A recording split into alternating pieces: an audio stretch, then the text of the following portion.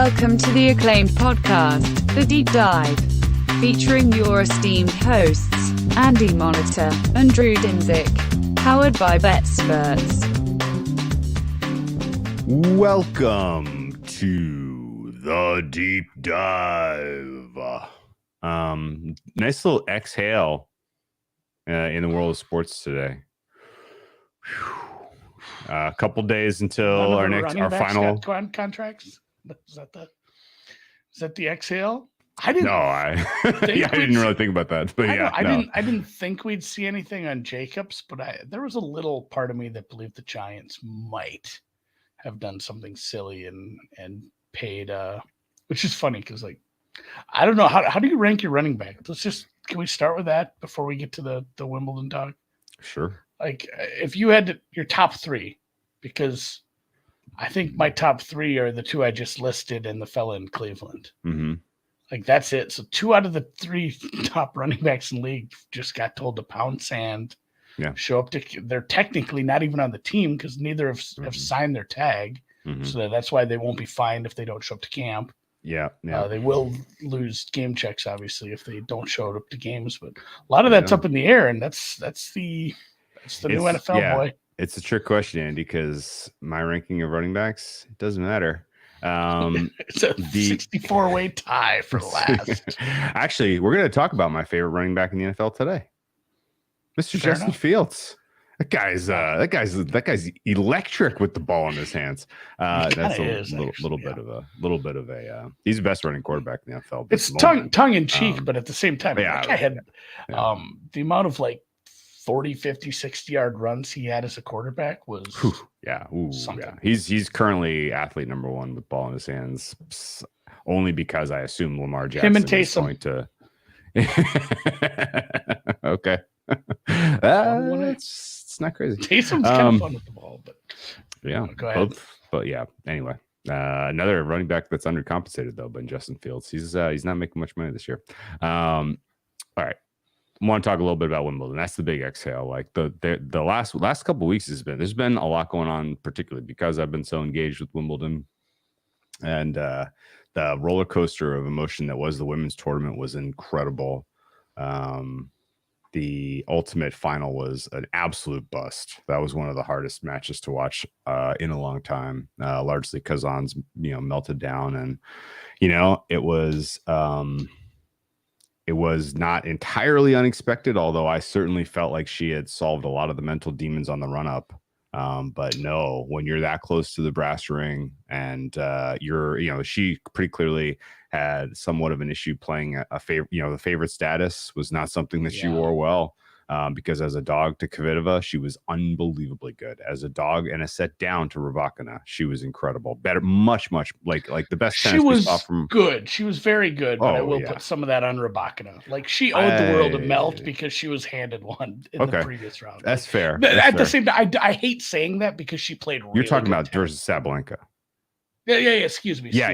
No, I hate to take anything away from her. She played very well. The Rybakina match, I'll give her. Yeah, Ons played the best tennis on grass of any woman this whole season in the second and third sets of the Rybakina match. We saw flashes of it again in the comeback against Sabalenka. We saw it in the briefest of moments against Vondrousova, but Vondrousova really had the right approach, which was, I'm going to come in here and not make a mistake and let's see what happens. And what happened was a nuclear meltdown on the other side of the court, and it was really, really rough. That said, I look forward to kind of a future where Ons is going to be back in the spot again, because she had a so much tougher path this year and got there. And these last 2 years, the entire story has been about her, her pursuit of this championship, and I will not in any way, shape, or form expect on anything other than another try at it. She'll be the best grass player for the foreseeable future, and in general, a grass career lasts longer. So, I'm not losing hope or faith, but I certainly don't love the prospect of betting her as a favorite in the final ever, because she kind of needs that underdog mentality, I think, to. The 2 days of run up where she was the favorite, I don't think served her well. So that was tough. Yeah. And then the the men's, and I pointed this out in our tennis chat too. My in-laws were in town. Can you properly frame it? Yeah, because So, I've lost all mean- perspective on how important that match was. Joker had won 7, and essentially the last 4. I mean, let's just say it. Only 3 men who are playing have won like the last 18 of these. It's nuts. Yeah. And essentially, you had a clay specialist, not a clay specialist, because he's an extraordinary talent, but he'll always be the best on clay. Like out of the surfaces, I'm assuming, unless something very drastic changes. But the way he looked during the tournament, Mr. Alcaraz, it's like, oh, this just is going to translate very nicely, and you're going to play, at the highest levels on all surfaces apparently. And then it still felt like, well, it's still Joker on grass in a final on center court. Mm-hmm. And I don't care. And the first set felt that way. It's like, oh man. It's like, I wanted somewhat of a battle, but man, and everyone, a couple of people in the chat said, it did feel like a passing of the torch. I didn't get to watch the first set. I had in-laws in town and I had to make some brunch, and then I sat down and I didn't care if they wanted to hang out with me or not in that room. I was going to watch tennis. Second set was excellent. Yeah. And so then extremely high quality. Yeah. I sat down for the beginning of the second set, and then it's funny. Everybody joined me, and like my mother-in-law was, you couldn't take your eyes off it. The shot making from Alcaraz. She was talking about like McEnroe and Connors and stuff. She hadn't watched tennis in a while. But I mean, and they watched a bunch of that with me. It was enjoyable that everybody the kids got sucked into it. Who are we cheering for? Well, my kids always just cheer for whoever has the lead. So they became Alcaraz fans because they joined it like 2-1. But no, it was fun. And then what the worst part about it was, my daughter had a softball tournament. We had to leave at 4:03. Oh, so my wife, in the 5th. My wife assumed she was like, I was driving. I'm like, I will probably going to be in the passenger seat on my phone. So I'm sitting there, and then my daughter wanted to watch it too. She's peeking over the seat, watching the last few games on the phone. But yeah, amazing. It was just some of the shot. Obviously, the return around the post. Some of the passing shots, some of the little drop shots. I mean, and still, I mean, half of the things I just said, I could be talking about either player. Yeah, well, I mean, some of the touch. Djokovic couldn't find a winner to save his life. Yeah, he played some amazing tennis, but he could not hit through Alcaraz. No way. Too many unforced errors on his part. He was throwing up his hands a lot, and obviously, but some of the touch he still has at the net, it's just maddening to try to play against that. Like, or when you come to net and he just passes you on the second return, it's like, oh fuck, why did I come up here? I forgot who I'm playing against. Yeah, okay. The emphatic overhead. The Joker smash. Well, it was an Alcaraz Joker smash. That was very nice, and then obviously, a couple of the passing shots and. Like a couple of the challenges, it's like, how are you challenging that? And then it's like, oh my god, you're right. Like, my eyes are going to hell. Yeah, that was the best men's final going back to probably the Nadal Federer 8 days. Quality was higher than Djokovic Federer, even though that was sort of the last major. That one was so good though too. It was. I didn't like the ending of it. No, I hated the ending. It was so important. It's like Joker's comeback against Tsitsipas. Yeah. Like if you had Joker that day, or you took a live price, that was an amazing match. I did not. I had an outright pre-tournament on the Greek, and because I had gyros that one day. Yeah, but even that. But I mean, like this is like the current best player on grass guy. 10-year streak not losing on center court for Djokovic. He hadn't lost at Wimbledon since 2017. The streak of tie breaks. Streak of tie breaks, calendar slam on the line, all of it. I think the pressure got to Djokovic a little bit. Certainly in the tie break in the second set, he had a couple of really, really questionable errors that flipped that in favor of Alcaraz, I thought. Not to take anything away from Alcaraz, because Alcaraz was brilliant in the second set. And finding that form after being so lost in the first was pretty damn impressive. The wind absolutely mattered. I don't know if conditions were a little different, if it was a little stiller. I don't know that Djokovic is having as much trouble on serve from set 2 on. It seemed to be in his head a little bit. Time warning in the tiebreak. I was so overdue, man. He was That's the thing. really. People complained. You can't do that in a tiebreak. It's they should have done that an hour ago. I know that was you can take exception to. Oh, now you're like, because it did feel a little bit like throwing that into the mix at that time it's like a questionable roughing the passer call. Yeah, like or really. Oh, now you're gonna call that? Okay, now it is. Okay, yeah, exactly. Like it just so happened to be pretty advantageous timing for his opponent. Now it didn't matter. He held serve the next 2 points. So I'm glad that it wasn't super impactful. But he was abusing the time, and 7-time champion. It's on center court. It's the fucking Wimbledon final. He's gonna do that. He's gonna take all the time he freaking feels like. It's funny, and I made a comment. I'm like, he's getting frustrated, and I was just talking to my father-in-law about it. I said, if it were hardcourt, you'd think you'd see a racket smash. It's harder on grass just because the surface is soft. And then not too long later, he did it. Where there's a will, there's a way. He found that wooden post and beat the shit out of it. It's awesome. Funny when they zoomed in on the dents. Yeah, it was an incredible match, incredibly important match. Where in this transitioning time, I do not think this is one-way traffic now for Alcaraz. U.S. Open is going to be extremely competitive between those two if they even get to the final. Australian Open is going to be extremely competitive to the two. People think of Djokovic as like he owns Wimbledon. No, he owns Melbourne. Like that's his house. When they let him in. When they let him in, of course. It's the next year. First of all, the run-ups of the U.S. Open is going to be amazing, and the next year of men's tennis is watching these two duke it out at the highest level and trying to find small indicators to steer you in the right direction in every one of their matchups is going to be unbelievably fun. Very, very lucky to be on the right side in the last two, and I don't think it's a bad strategy just to blindly take the dog every time these guys play until Djokovic has really taken a step backwards.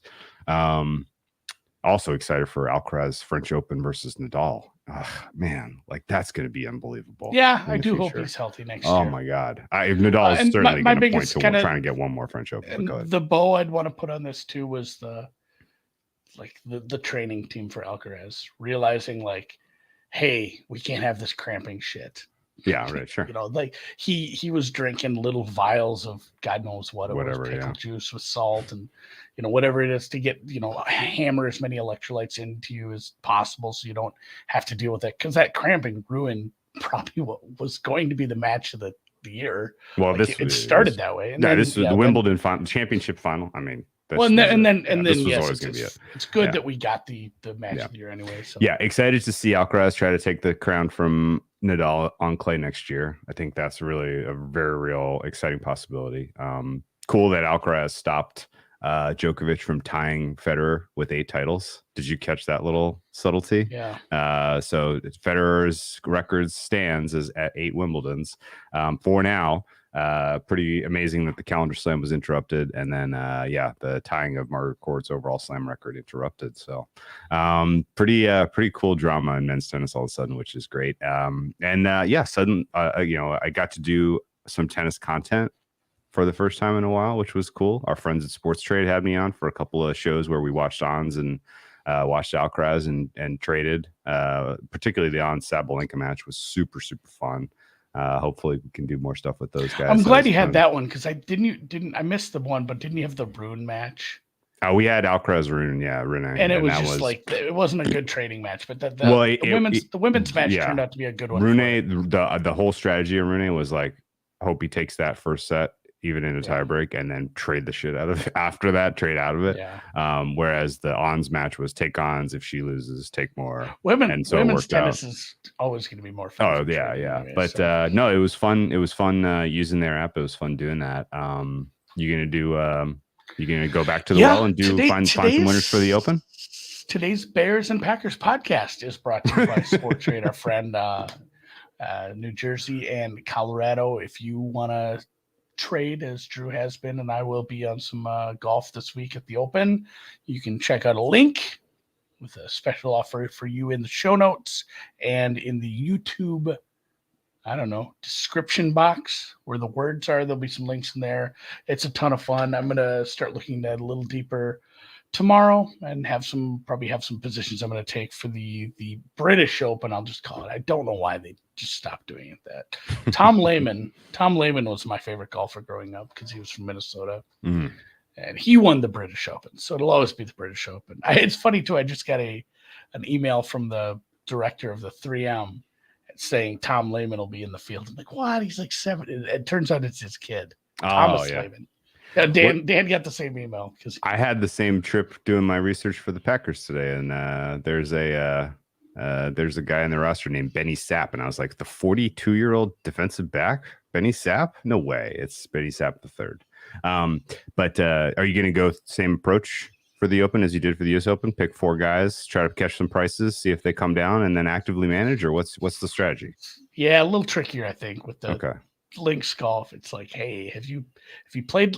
There's 2 ways to be good at links golf. It's playing a bunch of links golf or being Colin Morikawa, and just like, oh, it turns out he was just like a top 10 golfer anyway. Didn't matter if he only got to like 1 practice round on it. So, yeah, I feel like it's gonna be a little more top heavy. It's tough. But yeah, I think with Rory at 7-1, as Patrick's alluding to in the chat, there's some value. There's some value a little further down the board. So I'm going to try to find some people in that 40 to 60 range who I think can shoot up the board a little. Okay. Very cool. Well, let me know who you pick, and I'll ride that with you. We'll actively manage our Sportstrade accounts. I love how actively manage. Like a little nod and a wink. But yes, the Bears. Let's talk the Bears. Off yeah, you got second straight year. What? So the Bears were the number one pick last year, which means they have the worst record in football. Would you qualify that as a failure or a success? It was a success. 2022 was a success for the Bears. In some sense, it's hard. I don't think that's crazy. I think that's right. It was, but in the same sense, I think getting what they got in the draft, getting what they were able to trade that pick for, having that much draft capital and having that much cap room to make some, because it wasn't just, oh, they had this cap room. No, they made moves. Getting rid of Mac and some of the other stuff they've done over the past few years. Like, they made moves to make this cap room. So having that amount of cap room and having that draft capital, that was a huge win. But at the same time, I feel like we really don't know if Justin Fields is ever going to be a good passer. Like, we learned nothing about his I don't know, kind of his progression as a passer. We learned he's, like you said, one of the most electric quarterbacks with the ball in his hands when he's out in space or, a broken down play where he has to make something happen. Mm-hmm. But with the wide receivers and the offensive line they rolled out, it's one of those things where you just don't know if it's full chicken egg. It's, hey, was he shit because the offensive line was shit and the wide receiver room was bottom 5? Or would he have been shit with good receivers and a good offensive line too? We're no sooner to knowing that answer. I think a lot of people have opinions on that. I'm still kind of jury's out on it. I think that sucks. I think I like the coach. I liked what they did because a lot of it just came down to, what you have, like, let him cook a little and, they end up in some close games. I don't think they actively tanked, but some of the moves they made their defense, which was bad, already kind of worse, which is a good way to tank is just let the other team score a lot, which is what you have when you have a defense that bad. And truthfully, the biggest thing that comes away from me with the Bears truthers, if you will, the people who, it's almost like 2-and-on, where the people are like, oh man, like this year, there's so many things were so close. Like how wily were they by losing all those close games? Close games, and I'm going to tie the Vikings into this a little, even though we're going to talk about them Wednesday. I know the Vikings were very lucky. Obviously, the Bills game, the Colts game, God, there was one more where the Saints game was like I think that was a 60-yard kick or whatever. There were some thin margins, but to put in those positions and to have all those close wins, it speaks to a good passing game. Like if you're in a game late and it's close and you have a shitty passing game and you need to score quickly and the entire stadium knows you're not going to be good at throwing the ball and moving quickly in that kind of offense, and they can kind of tune in on, we'll just keep him contained. Yeah, It's going to lose you a lot of close games. It's similar to hey, if you can't stop the run, you're going to not get the ball back. If you can run the ball, you're going to be able to protect leads pretty well. Yeah. Even if it's just, you don't even have to have a good running back. You have like 3 good running backs and a running quarterback and a good sneak package. Like if you can convert first downs on the ground late with leads, like, these things matter. And it just felt like it wasn't that they lost these close games on purpose or they were so close to being a good team. It's like, man, that the passing offense was destined to lose close games. Yeah. So my recollection was they didn't have very many close losses. Like it wasn't even like they couldn't get it across the finish line. It was mostly like they started out games well and then they just faded. And a lot of it was because their defense was really, really poor. I get what you're saying. Like you said, that's the other half of that equation. Yeah, too. When you are able to start out with some good drives, and your defense plays like that, Lipscomb says JV secondary. Yeah. So going into 2022, if you were to step back and say, what are the Bears? They were pretty clearly they were tied, at least for me, with the Texans as the worst roster in the NFL. They had weaknesses everywhere. They had a couple of players that were good, that were only really valuable as assets in trades, like Khalil Mack, sending him to the Chargers, getting something.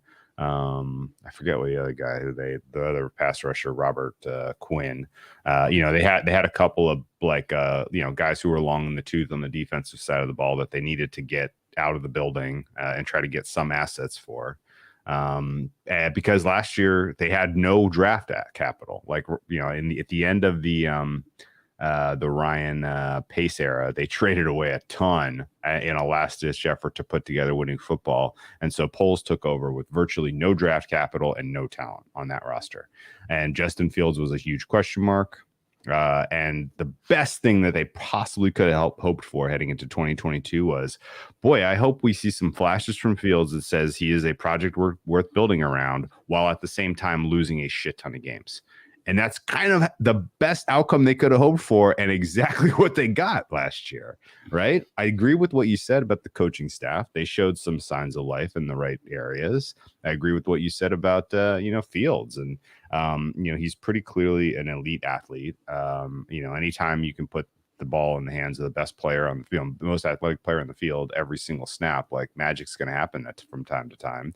And they came into this draft cycle with the number 1 overall pick and made a good deal with the Carolina Panthers, where they brought another, not just draft capital for the future back, but a guy that can help you immediately answer some questions about Justin Fields and DJ Moore. That was pretty smart. I won't say they picked the Panthers' pocket, but they got every single penny for that dollar in that trade, and maybe even more. Like they may have gotten $1.10, $1.20 for what that trade, what that first pick was worth. And they didn't move so far down in the first round that they're not going to get a guy who can, potentially make an impact in the short term for them. Now, most of their investments this offseason, I am scratching my head about. And we'll get to off-season grades in just a bit. But I wanted to kind of focus on a couple of things from the 2022 Bears season before we move on. And we're going to try to keep these 2022 recaps a little bit tighter, but Bears were miserable against the there was just so many funny ones to talk about with the There Raiders. were some funny ones. We talked about the Raiders so much. But the Bears season, the 2022 recap is the defense sucked and it got worse. After ruining my Survivor leagues. Yes, I was going to bring that up first. In a mud bowl. The mud bowl was something. Bears were 5-11 against the spread. They were miserable, or 5-11-1, I guess. One push against Houston Texans in a win. The win week 1 in the pouring rain over Trey Lance and the Niners was the Survivor buster that everyone was hoping for, who were playing in the high stakes leagues, I guess, but it took a lot of people out because they were pretty significant dogs in that game.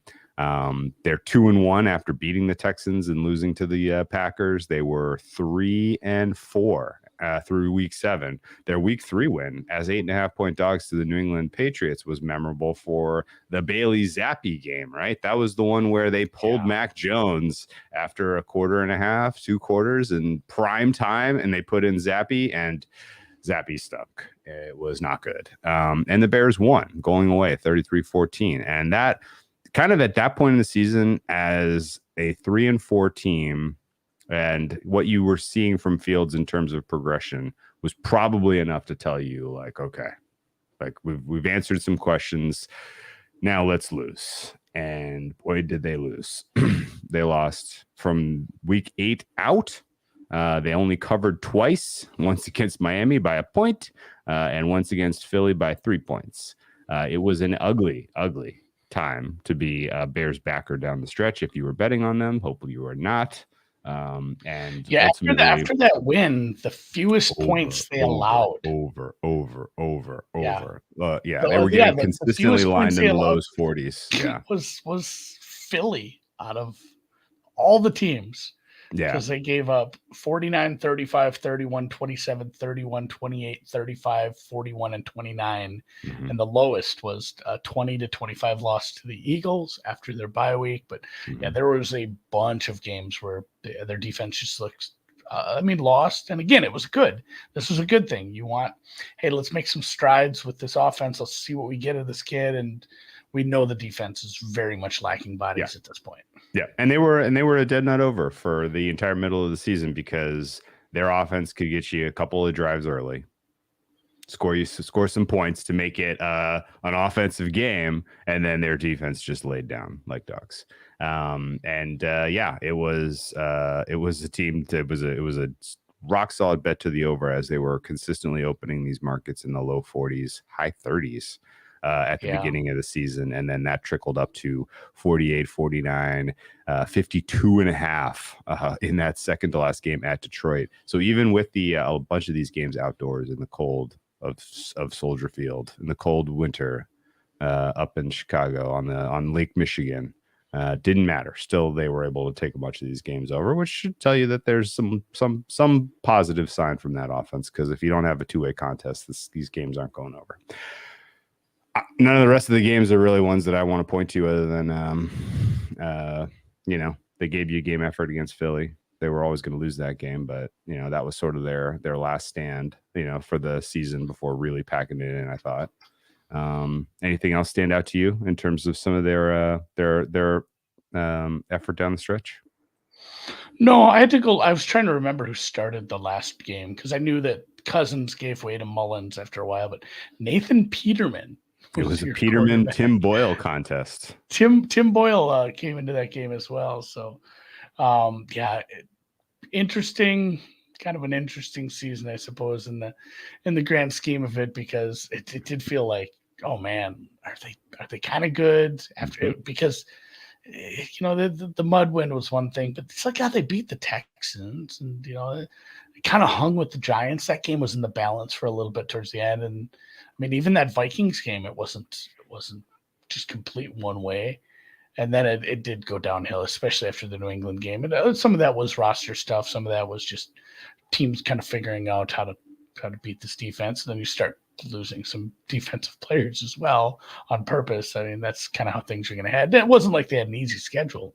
Like you said, Minnesota was a good offense. The Jets turned out to be a lot better than we thought. The Lions offense was very good. They played the Cowboys. They played, the Eagles and Bills down the stretch. It's not like they had good, easy games as well. Yeah, no, and I would have power rated. I would not have had them the 32 power rank team towards the end of the season. No way. I would have taken them as in a pick 'em over the likes of the Colts and some of the other really, really poor teams in the NFL at the end of last year. But they get the number 1 pick, and Poles does a very, very decent job of shopping that pick in a way that I thought was like, I was critical, I guess, a bit. It felt like he was like telling people, oh, we got great offers. Everybody wants this. We're getting incredible stuff. And I was like, yeah, okay, sure you are. Prove it. And then actually got a great offer for that pick. There were. Okay. We'll never know. We'll never know. unless these other GMs come out and say like, yeah, we had a deal almost made, with some of these other teams in the top 10, but there were rumors of several different teams looking at it, and then obviously the Carolina offer came through. It was like you said, I think you phrased it well. It wasn't like highway robbery, but it was good.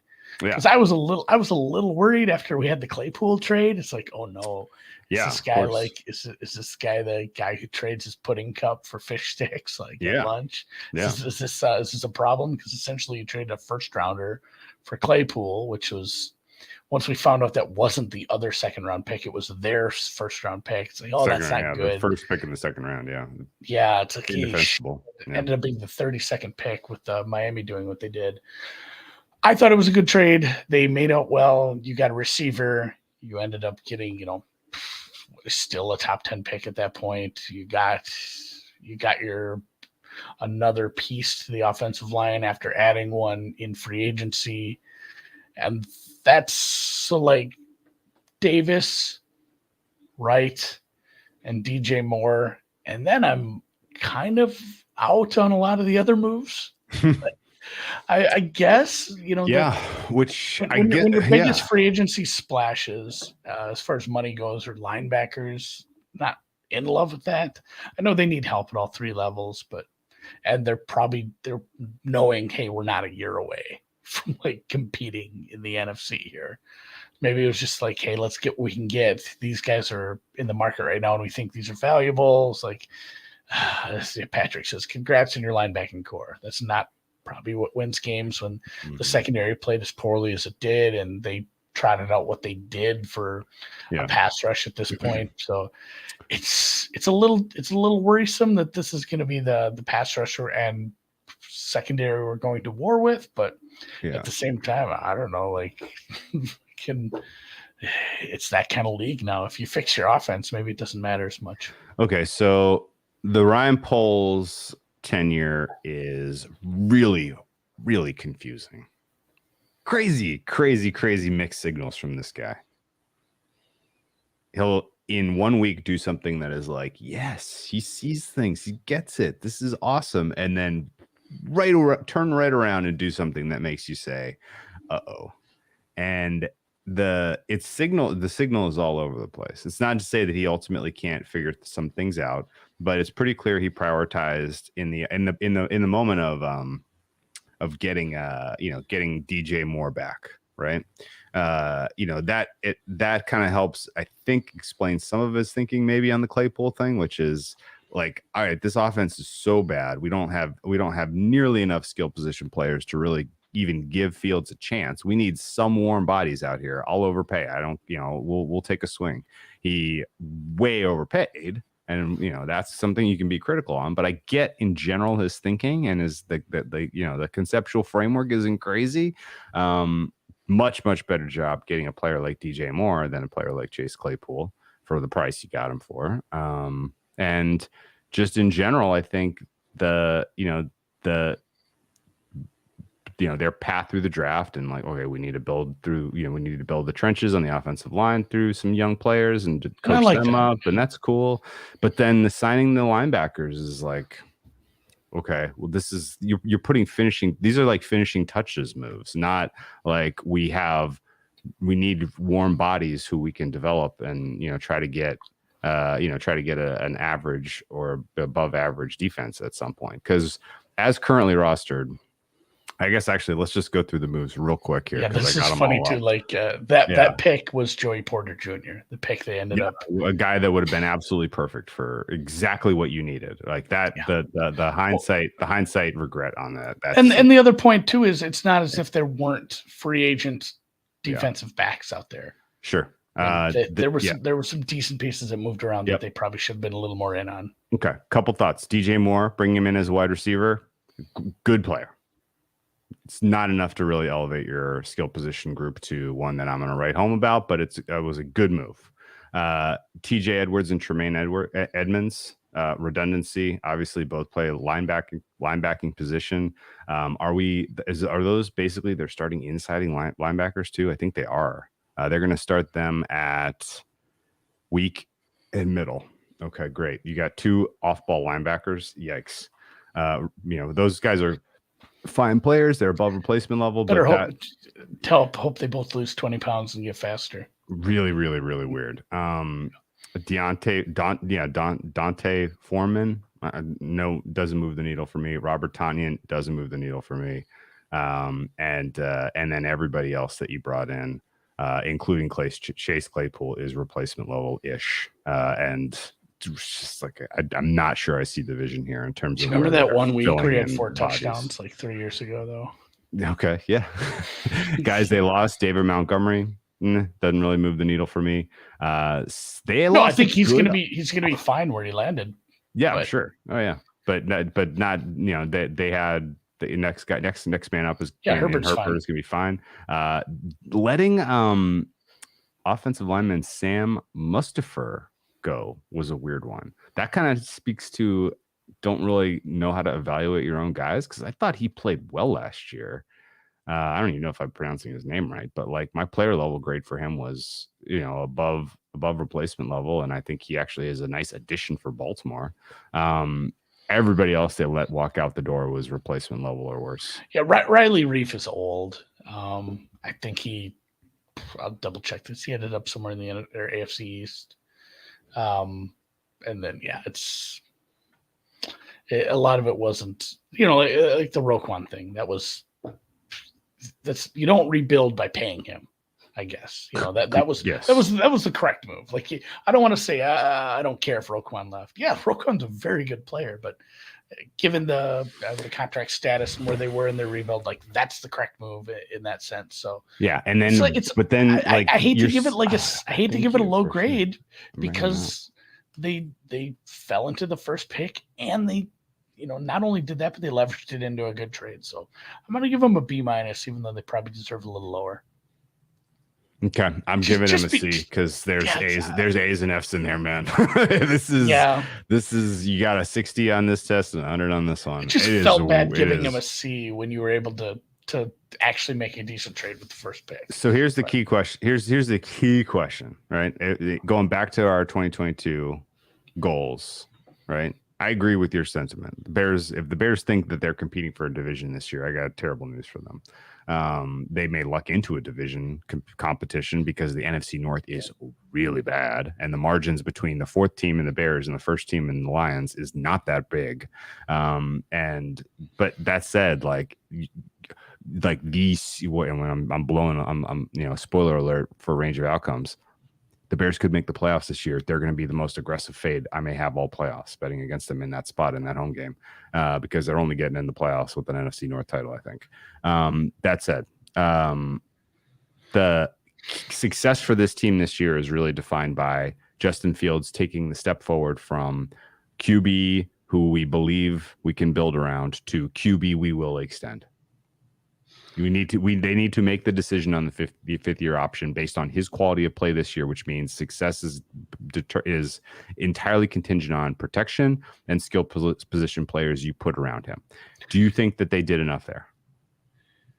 I think you have a decent, like the fact that Claypool isn't expected to be your one, and you still, you got 3 receivers that make up a wide receiver core, and then you have your tight end as well, who's not bad. Like, it's respectable, I guess. So I think DJ Moore is very good, and he can be a threat. The main concern is, like, Fields didn't love throwing into tighter coverages. Just kind of refused to do it, and and then to exacerbate that, you had bad wide receivers who don't find themselves, wide open all that much. With better wide receivers, you're going to be able to rely on those guys to find seams in the zone and, work their way open in man coverage a little better. But if you don't progress as a passer in throwing guys open, throwing, the right direction, ball placement in tight coverages, you're just never going to be above replacement level. And the only, there's a scenario where he doesn't get there, but his legs are so good that it's like, hey, he's like the 12th best quarterback and the 23rd best passer. That's a thing that can happen. I don't think that gets you like success as a franchise. I don't know that it takes a very specific roster, I think, to compete with that. Okay. To like win multiple playoff games. It's like, hey, we can't rely on him as a passer in late game situations. We're more predicated on this defense we built over the last 3 years and his electric running game, and we have a good tight end or something. There we have a good short passing game. We cross the road 100 times to get to the end zone, kind of stuff. Like it's hard to see long term extended high end success like that. So like unless he takes a big step forward, they're gonna end up with the Daniel Jones conundrum. And I don't know. Daniel Jones had a very nice year last year. I think a lot of that was getting the right coaches in place, but it's one of those where it's like, man, he's right on the line here between should we do this or not? Okay. I would say that if you can provide a decent enough protection and scheme around Fields, there's perfectly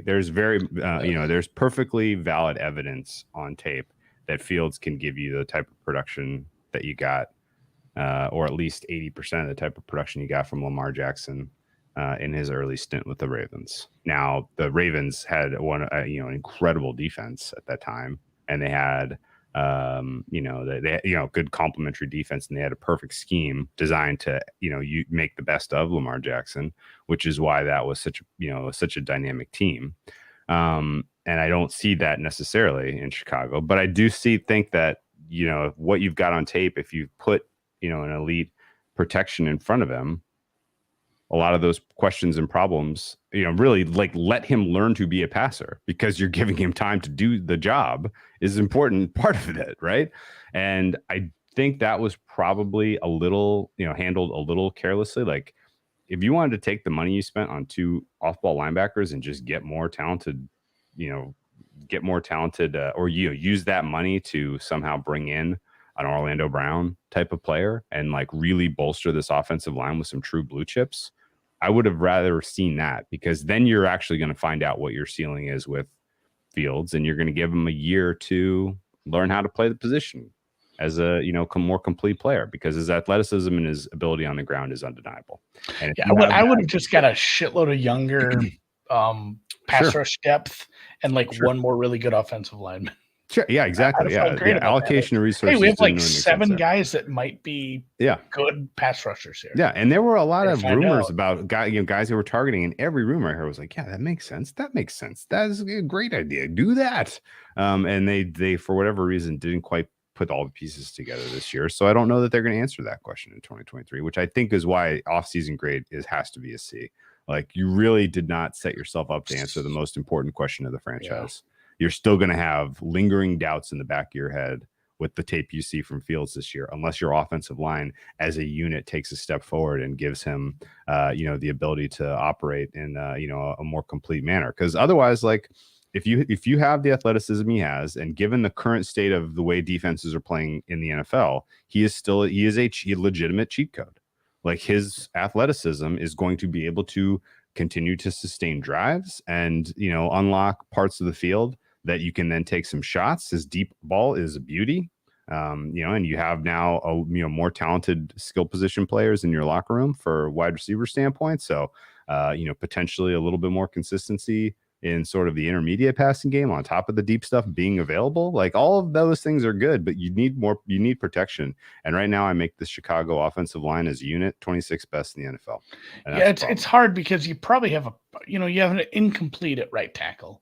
We don't know what we're going to get. If he plays, like we've seen some of the good rookie tackles, none of them came out of the gate over the last 5 years. It doesn't feel like we've seen a lot of these. At the end of the year, we say, hey, who's it for the Giants? Andrew. We're going to never remember this guy's name. Andrew. Like at the end of the year, he was okay. Like it was like, all right. But all of these, it's like, oh man, even like Andrew Thomas. It's like, man, you weren't great to start the season. It feels like there's a big learning curve when you're starting right off the bat and you're a tackle. It's tough. And, if you get more out of Braxton, he continues his ascent and you get anything by like mid-season, you have 2 good tackles, maybe we're there. Maybe it's like a middle of the pack where it's in the, a big chunk in the middle of the pack of the cloud there of offensive lines, but it doesn't have like top 12 upside. No, yet. and you got to add pieces. Yeah, honestly, the more important thing even than your tackle spot, because like if Fields is flushed, like advantage Bears. Like, if your right side collapses and he's flushed, he sees it coming because that's his visible side, and your left tackle is holding up and he can get around him. Like, he's gonna cook you for 12, 15 yards. It's you don't want him on the second level. You're gonna have to spy him. But the interior offensive line is really where I have huge questions, because if you just if you'd gotten a couple of viable guards or guys that didn't need help, I don't know. He's been around for feels like forever. He was only drafted in 2016, so not that only long. 31. Maybe it's his name. I don't even. His hair's white. But I mean, like seriously, like that guy. He's replacement level at the center position. Your 2 guards are both below. Tevin Jenkins is not really developing as a viable left guard, in my opinion. Nate Davis doesn't move the needle for me at right guard. This interior offensive line is going to give up pressure. So when you face a team that has some big bodies on the interior D line, and is coming, is able to collapse the pocket with interior pressure, I don't know that you're going to get what you want on those downs, obvious passing downs, especially out of Fields. And it's going to make it feel like an incomplete that you just don't know what you have yet. And that's kind of that alone, the fact that the offensive line is still in my mind a pretty subpar unit is enough for me to say that this offense has a ceiling, even with the cheat code getting the ball in his hand on every snap. So Fields MVP out. Bears. Well, he's like 18-1 at some places. True, it's been beat up to hilarious levels. So yeah, and some good points here too. Yeah, Charles Saul points out the offensive line depth. It's lacking. It's bad. It's very much lacking. Sam Lipscomb pointing out he invites, Fields invites pressure. Yes, he does hold the ball too long.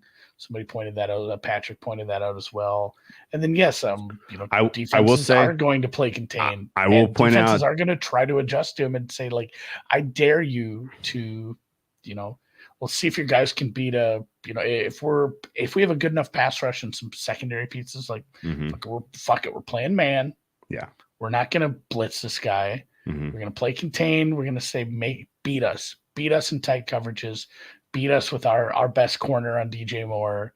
We'll see if you can throw into tight windows. Try to beat us with your arm, and teams will adjust to this. And without having really combed through the tape, my gut is that some of that data is a little noisy because Fields' elite athleticism and just his quick twitch is good enough that if there were breakdowns interior.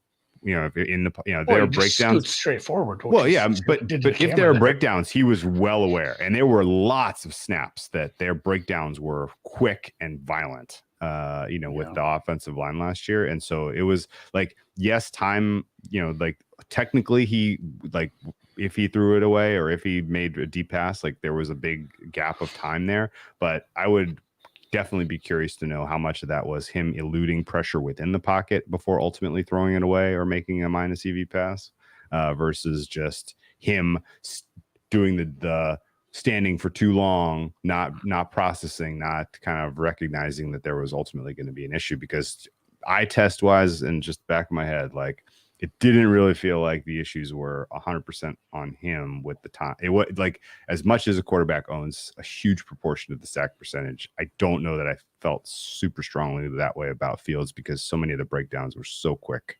And some of the time I think was, him just buying himself more time in the pocket as opposed to holding onto the ball too long. But I don't know. And Patrick, he was proven wrong about that. Patrick says he was 5th in ADOT. Some of it was just go look at his total attempts. I mean, it's going to be a lot different than some of the guys who throw the ball a lot, but he was sort of thriving in the intermediate stuff. He wasn't bad. Again, that I think you look at where the breakdowns happen when you play, when you're playing against a zone. You're not finding seams in the zone 3 yards down the field. Obviously, that sort of stuff comes all the time, no matter what the defense is.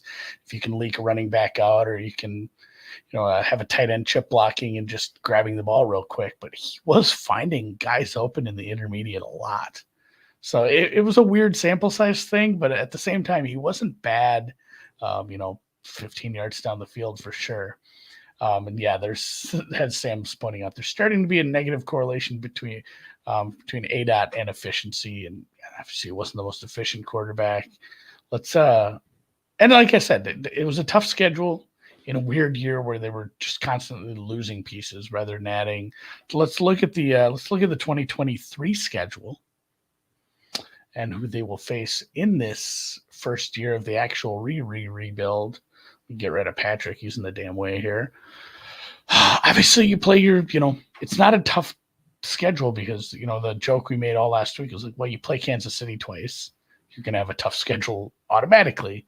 Well, and this is, hey, you get to play 3 teams that, overperformed last year in the Vikings, and the Lions haven't fixed anything, and Green Bay starting a new quarterback. So I don't have this as a terrible schedule. Obviously there's some bad spots. The Chargers spot isn't easy.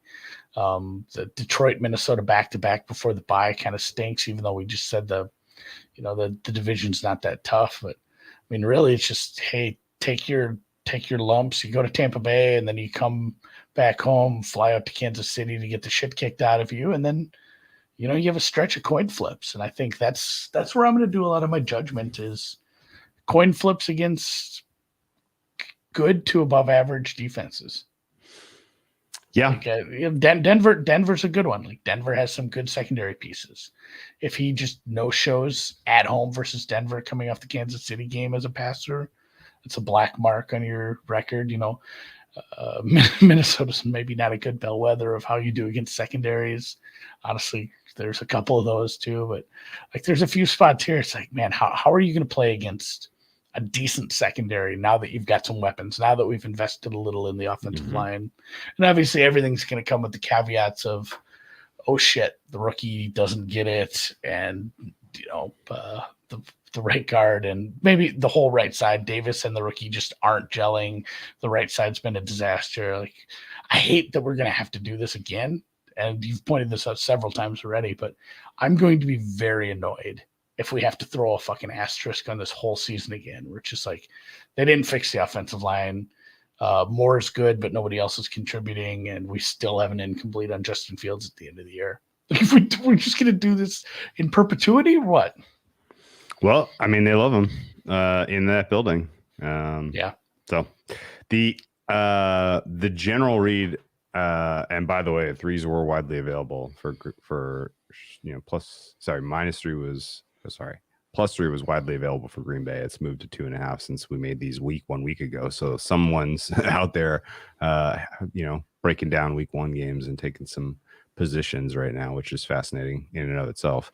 And I think realistically, the games you want to circle here as games where the offense is maybe not going to look quite as good as we hope are the games where you're going up against a defense with really, really good interior defensive line play, like Tampa Bay and Vita Vea week 2. Yeah. He could be a game wrecker. Daron Payne and Jonathan Allen week 5. Ooh, buddy. Washington might be a beauty of a bet on that Thursday night football game. Cleveland's entire front. Maybe that's just an underplay actually, because those Chicago Washington games, and I feel like those games end 10-7 every time they play for whatever reason. Early games season like Thursday night football. Games like, yeah, you mentioned it, Minnesota, Vegas, you get them at home. Those are 2 defenses you should be able to put some serious amount of points on. Like this is a zigzaggy total team. The way I'm looking at this right now. And you play some bad secondaries and then you go on the road and play a team that at least has the pieces to be a very good secondary in the Chargers. Mm-hmm. Like, yeah, it is a little zigzag as far as that goes. And, actually, and like you mentioned too, some of these pass rushes too. It's the good defenses they play are week 2, 3, 4, 5. It's like, okay, you got good interior pressure 2, 3, and 5. Those are games where your offense is probably going to look pretty bad. That's all early in the season. And then you got to play Denver mixed in there, which has the best secondary in the NFL. Like, there is a very realistic chance that you are 1-4 4 or 0-5 because of your schedule and the defenses you played when you go in that game versus Minnesota, and that total might have just completely imploded, and that might be the over Total play of the inside entire season. might be Side correlated might be, correlated side might be Bears a in the beauty over. too. Bears week. So this would be the 2nd of no. We're looking at like the 11th of October. Our secret team total will be the Bears over. Versus Minnesota. Like, oh, they're looking like they can't get anything going. Welcome to Minnesota. Look into your crystal ball and tell me you're plugged into the Chicago scene. You're like the most prolific blogger on Bleacher Nation. What are the Bears faithful going to be saying if this is an 0-5 team and the offense is struggling to get to 20 points through 5 weeks? They're going to be sad. They're going to be calling. I mean, at that point, there's going to be articles written about like, when do we throw Getsy under the bus here? Like, this is the wrong, because at that point it's too early for a coach, especially early on in a tenure where you had nothing to work with year one. But like at that point, people are like, do we get rid of Getsy? Is this the wrong offense? What's going on here? And then, if they have a nice get right game against Minnesota, it's one of those where, hey, we're 1-5 or 2-4, but we're feeling a lot better because it's amazing. It's like going out and shooting 115 at your local muni, but absolutely just throwing a dart on your last approach shot, like 2 feet from the hole. All right, that's why I keep golfing, for that one shot.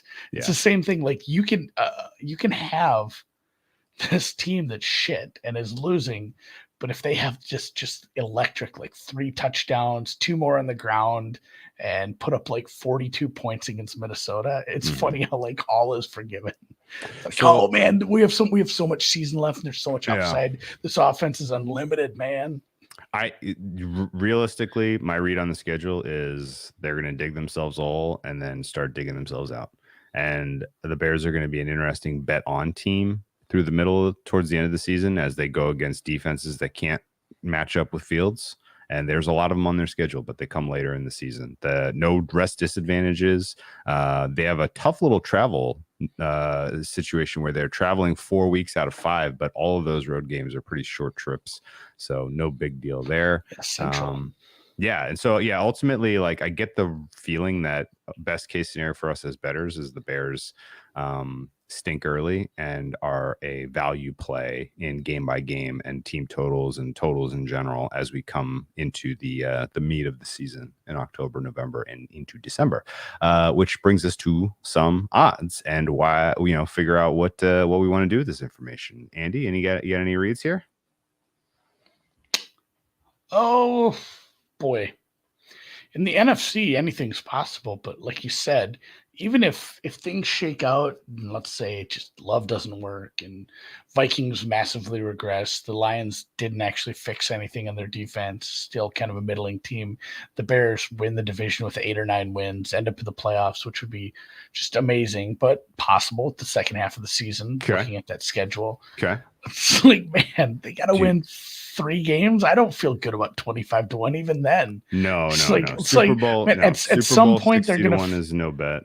At some point, they're going to have to play the fucking Eagles or, the Niners or whatever. There's going to be a good team, and it's going to go real poorly with a young quarterback and inexperienced head coach. Like, I don't need any of that. They're not a team I want to be looking at long term. But it's not quite long enough for the North for me, although people have made some cases for this. Make playoffs number isn't big enough. I wrote about it a few weeks back. And I said, I'm going to just place a future bet on every team. And the only thing that really stuck out is like, what if, the long tail happens here? And it doesn't even have to be that long because look, their win total is 7.5. And that's a big adjustment from last year, obviously. But I mean, teams just don't win 3 games year after year unless you're Cleveland in the past 10 years there where they had that real rough stretch. So, even though their win total is set essentially where we think a lot of times they win 8 games, if they win 8-9 games, still miss the playoffs, like 9 games is 6 games better than last year. That's enough. Like that's essentially what you had from all the teams that had coaches in the coach of the year race. Like making the playoffs, I think would solidify. Obviously, winning the division by accident would maybe solidify this a lot. But when you have a 3-win season, you're just sitting in this catbird seat for Coach of the Year. And there was a 14-1 on Eberflus. Like it's just, what is the bet if the Bears play really, really well? Like we just said, I don't think they have the chutzpah to. Did somebody even say that? Did someone incept me into saying that by putting it in the chat? Chutzpah. The chutzpah. I don't think they have what it takes to win 3 or 4 playoff games. Obviously, No. So like, what is the bet other than a win total over, an alt win total over? It's like if I want a little bit of a bigger number, like Eberflus to win Coach of the Year, if he gets 9 wins and maybe is wild card or talks of being a wild card the last few weeks. Like I didn't hate that. Otherwise, everything on the board here I kind of despise. I got to tell you, if the situation works itself out that the Bears win the NFC North, there will be a stink on that division to where people are unwilling to give Eberflus as much credit as needed to get the award. Right? Yeah, I think right? 9 and 8. Yeah, as a wild card is better than 9 and 8 as the division winner. It's going to be it's going to be like Tampa Bay backing themselves into the NFC South last year. Like people are going to be like, God, man, because the Bears winning the NFC North means everybody else in the NFC North take significant steps backwards. And as Birdie's asking, I don't think this roster improved by 6 games. No, I don't either. But I don't think they were a 3-win team last year, and. Sure. They have enough coin flips on their schedule where all they need is a little bit of positive regression in the close games, a few coin flips to land their way, a long kick here and there, and boom, they have 9 wins because they have an easy enough schedule. Here's realistically, we can keep NFC North 420. No, thank you. Yes, no. Prices out of control there. No, the way too much optimism around the Bears as they currently exist. Honestly, Bears loss week 1 against the Packers to me tells me 4-1 versus 0-5 to start. Like that's really what we're looking at here. I think. Somebody brought this up the other day, Drew, on Wednesday. The in-season win totals. Sure. Like if they start 0-5 and they offer me a win total of like 4.5, 5.5. Sure. That might be something to Andy, look at. Hold on to your butts because I will be bringing up the Chicago Bears price to win the NFC North when we do our week 6 preview pod.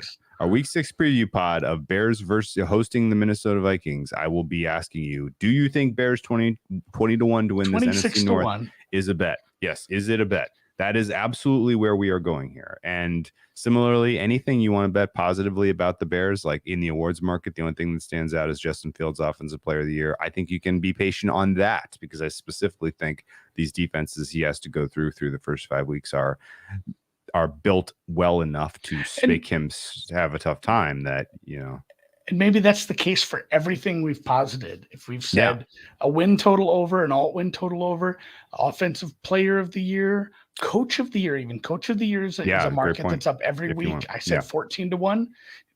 The odds of them starting 0-5 or 1-4 is so great. Maybe we could Eberflus at 35, 40, 50. Who knows? Possible. Again, having a losing streak at the beginning of the season, it's just like college football, man. Nobody cares about that week 1 loss when you're suddenly ripping and you're in the SEC title game again. Mm-hmm. It's one of those things where, what have you done for me lately? And if he does lead them to some late season success in some of these coin flip games, I think that's probably a good look. I think we're going to look at a bunch of different Bears future prices after that first 5-game stretch. Yep. Range of outcomes for me is pretty wide. I think we're talking about the ceiling being a super wild card home loss. And we're talking about the floor being the number 1 pick next year.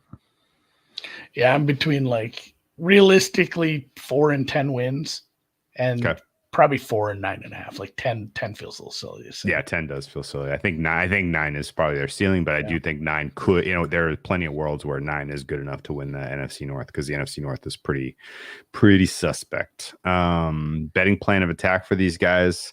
I think realistically, if you're going up against a couple of monsters in the middle, a defensive player of the year candidate on the D line and the interior, then the Bears are an underbet that day. And I think if they are going up against a defense that has huge question marks, can't really force pressure or has a secondary with some young players that can be fooled, I think the Bears are a bet on and an overplay that day. And I don't really get a feel one way or the other of there being a halftime bet, which is tough because they're on prime time 4 times. And we're going to have to make some tough questions about, what this coaching staff has in their back pocket for adjustments. Because right now that is a huge incomplete. So far, everything we got from the staff showed they knew how to make a good game plan and they knew how to make some adjustments at halftime to make sure they lost. Yeah. So, and somebody, Matt Porter's asking, are there better prices to just play the long tail of the downside?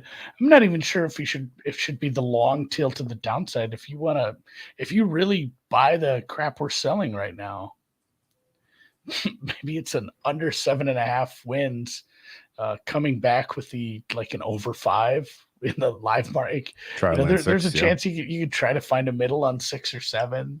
I don't know if that's the fat meaty part of the distribution for me. There's a really big. That's the meat of the distribution for me. 6, 7. Yeah, 100%. I completely agree with you. Yeah. So, betting plan Bear down. It is very dependent on the defense they're playing because this could be a very big over team, and like you said with Denver, that could be a really ugly game even if the weather's fine. Mm-hmm. Mm-hmm. All right, let's put a bow on that teddy bear and move on with our day. We'll do a little quick pause if you're watching live. Welcome to the deep dive, Andy. Hey, Drew, how you doing tonight? Oh man, are you kidding me? Love this time of year. Really starting to get some we're at the part of the preparation for the NFL season where I kind of can't even really believe some of the stuff I thought about in March, April, and May about some of these teams. You're seeing pieces are locking together and how did I not put this together? What was I doing then? We were talking about the Green Bay Packers today and their 2023 campaign, and there was a time back in Roland Garros, Djokovic wins. I had a bunch of flush accounts. I went price shopping, and I looked at the prices in the NFC North. And at the time, the Packers were the long shot. And I was like, really? Okay. That division's awful. The Packers could definitely win. All they need is a couple things to go right with Jordan Love. Matt LaFleur, he's probably the best coach in that division. Okay, let's take the Packers. I don't regret making that play. I have some implied value there. Nothing to write home about. It's moved in my direction. I am happy with that. But the immediate next step I went through after kind of making that bet was evaluating rosters on all teams. And I evaluated this Packers team, and most teams I have an actual score. Packers team is a giant question mark. This offensive roster is a complete unknown. We go into the 2023 campaign, Andy. How many players would you guess on this of their starting 11? I'll even let you have some sub packages. How many of their starters who are going to meaningfully contribute on offense have more than 2 years experience in the NFL? 5. 3. Really? is no one. I was going with Bakhtiari. Basically the whole offensive line. The offensive line has there's youth there. Jenkins is only got 4 years. He's the third most experienced starter. How many years did you say? 4. Jenkins has played 4 seasons. No, but how many years was I guessing into? Oh, more than 3. Oh, okay. He's the third. Aaron Jones, Bakhtiari, and Jenkins. Everybody else is a work in progress or a complete unknown. It is wild. Just ignoring when Jordan Love was drafted then. I have him as 2 years experience because I don't think he took a snap his first year. I don't think he started a game. I'm joking. We shouldn't give him any years of experience. He hasn't really played. Yeah. And it's funny that we just did the Bears, and it's wild that within the division we have a quarterback that we know less about. It's crazy. There's a really heavy dichotomy in the NFC North of we know exactly what we're getting with Goff and Cousins, and we really, really have a huge question mark because Love we just haven't seen. The range of outcomes is pretty much on the shoulders of basically him and the receivers, I think. I think a lot of people are bullish on this defense. I'm not as. I think it can be good, not great. I think we know what we have with most of the offensive linemen, but then you have, I'm not like excited. And then the receivers, this is a bunch of like second year guys, a couple of rookies. So like, what do we know the most about? Probably just like Aaron Jones is a good running back, and then the rest of it is a lot of question marks. Again, there's a lot of upside, and I do really like some of the picks because I think they have upside. But the thing about upside picks is a lot of times they just don't pan out. Yeah, and I mean, I think the key is the offensive roster needed a healthy, healthy reset because we're coming out of the Aaron Rodgers era, and it is now the Jordan Love regime at quarterback in Green Bay, and really the entirety of that offensive roster needed a healthy makeover, and that's exactly the direction that they've pivoted in, and the fact that these guys are all unproven. It is a blank palette for Matt LaFleur, but there's also plenty of examples where we come into seasons with teams that are this inexperienced on offense, and it's just a hot mess. So the offense for the Green Bay Packers, to me, is singularly the widest range of outcomes of any unit in the NFL based on the complete and total unknowns that we've got at so many important positions. And I am, I'm not, I think their schedule will get there eventually is soft enough that this team could very well surprise to the good. Sure. Matt LaFleur. And actually, let me ask you this about Matt LaFleur.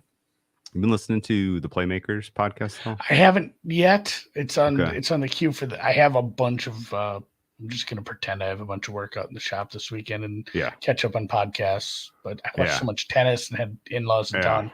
I didn't get my weekend podcast. I'm excited, and part of it is because I want to know a little more about him. Yeah. I think it's another one, too, where we just have an unanswered, like, hey, are you good because you had Aaron Rodgers? Yeah. But also, at the same time, we saw it's not like Rodgers' numbers were great. And some of that was around, like, hey, here's a bunch of wide receivers I don't like, nor do I want to like. In fact, I'm going to be pissy about it.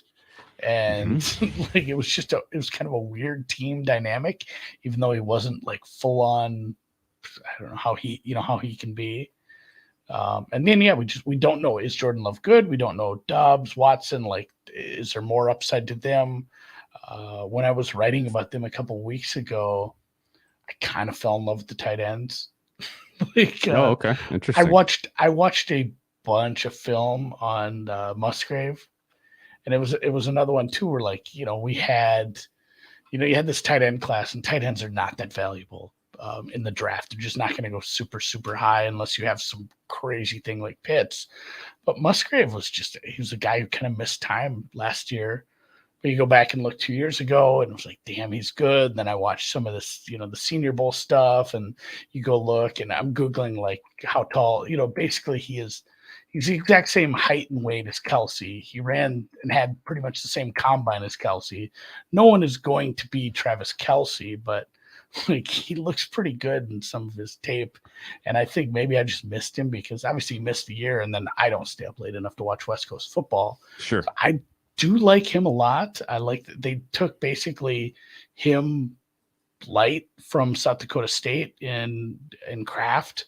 Yeah. They drafted a couple tight ends, kind of the same guy, but one was FCS level, but it's not like we've never seen a tight end from South Dakota State perform at this level. So it might be like, hey, this passing offense is good, and it's not because of Watson and Dobbs.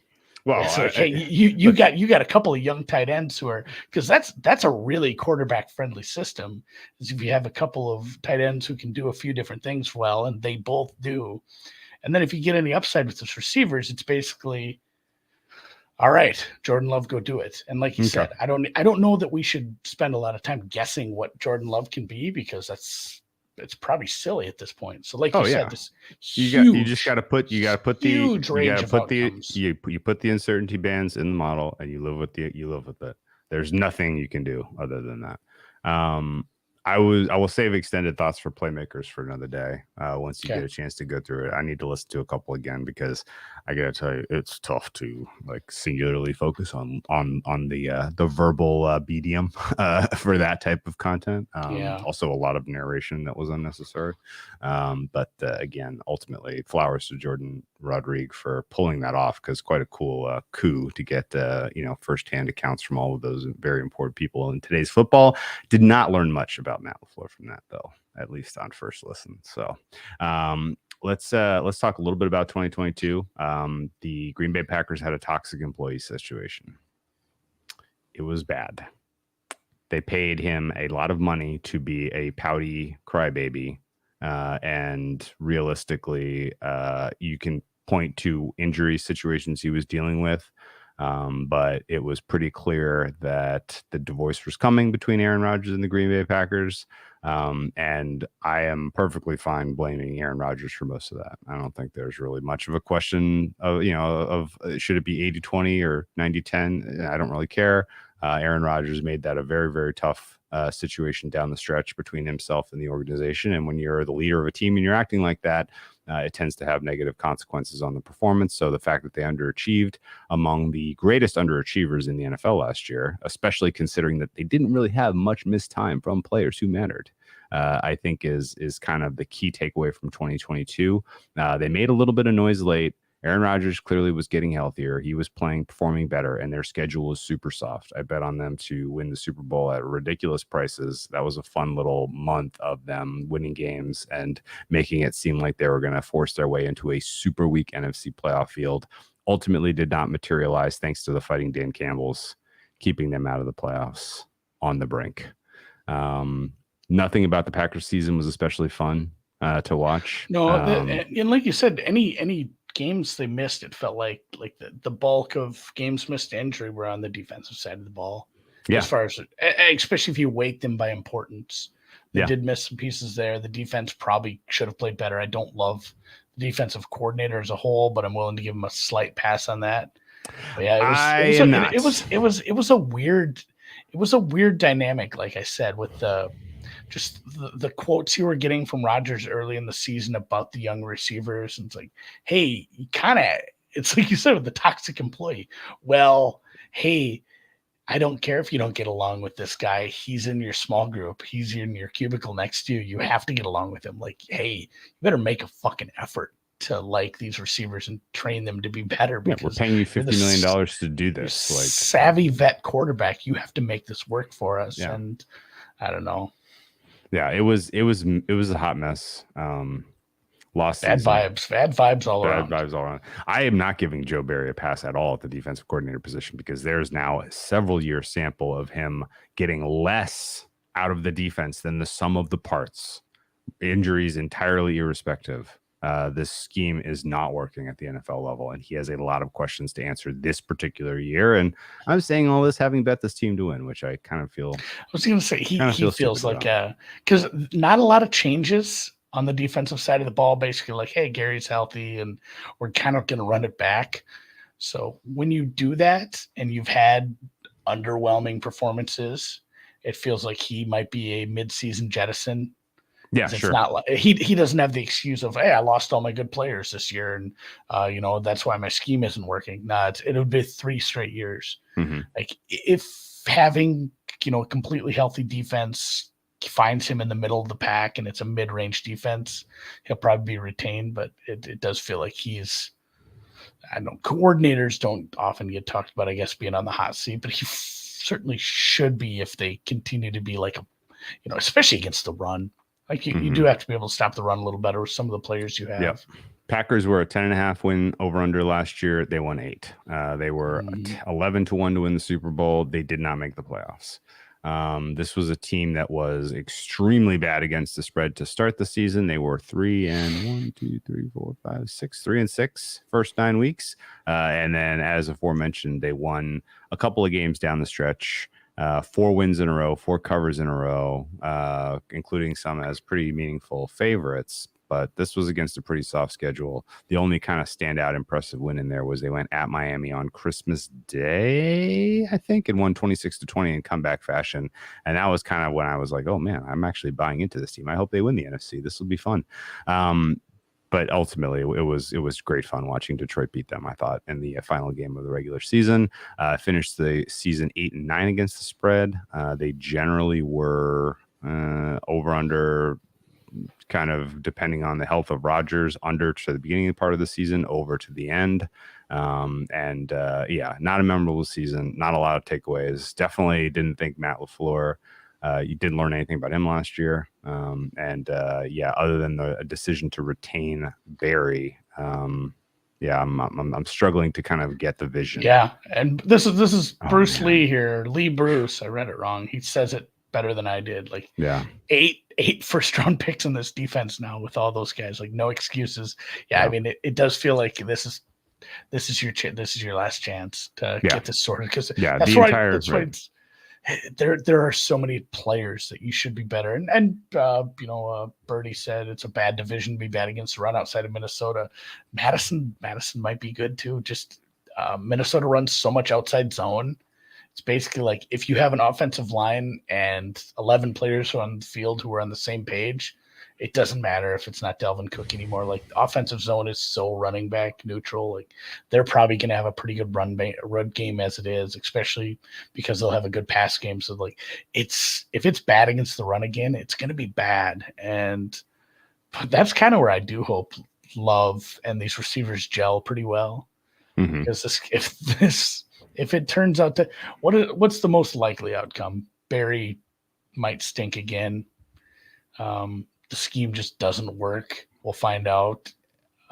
Maybe not the most likely outcome on offense isn't a super, well-oiled machine, and then LaFleur is this genius, but it's one of the outcomes, and that would be a really fun team to watch. I'm just cheering for every defense to be bad and every offense to be good. Well, I just want a bunch of 2022 Lions clones all over the NFL. That's all I want to watch. That shit's fun to me. Yeah. Okay. I mean, you're going to get it. Like, this is clearly the best defense on paper in the NFC North. It's not close. And it is what is it in the NFL? Let me see. 22nd best in the NFL. So, yeah.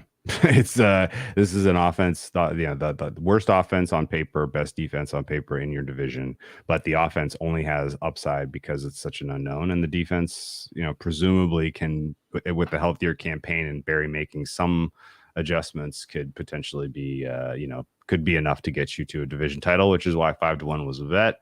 All that said, offseason was it was pretty bad for these guys. They are a net loser in terms of valuable players, even though they swapped a lot. They got a lot of capital back for Aaron Rodgers, and they've invested that in some young players. And they could turn this around quickly and have another sustained winning stretch if Jordan Love is the guy.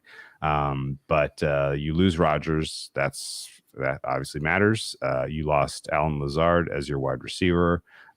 He was the most accomplished of your wide receiver group, certainly in terms of length and experience, the most consistent, albeit not a high ceiling guy.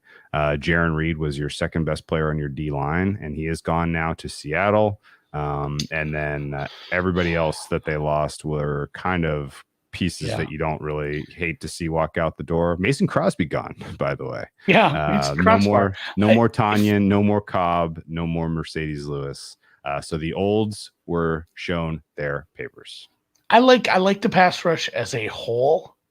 It's not a, hey, here's this guy and he's Myles Garrett and he's going to blow your ass up and everyone knows him, but it's a bunch of guys who, looking at grades and just kind of looking at how they used them, it should have been better. I know there were some injuries, but having Van Ness as depth and possibly like more than that if he shows some flashes as a rookie. It wasn't a big sack guy in college for as far as, garnering stats, but I like that as depth. Like I'm really worried about the safety position, I guess. And then linebackers if we don't see some step up in the linebackers, like it could be rough if you get to that second and third level as a running back facing this Packers team. So if at least the pass rush isn't good with like 6 or 7 guys they have that have upside, then it's like, oh fuck, like nothing's going right on this defensive side. And like we said, it's probably curtains for Barry. Outside of the draft, the Packers brought in 4 players this year. That's it. 4 acquisitions, a nobody DB, a nobody linebacker. Who's the fullback? I thought they brought in a fullback. Oh, maybe they did. I don't know. Maybe I somehow screened out fullbacks in my research, but I probably can.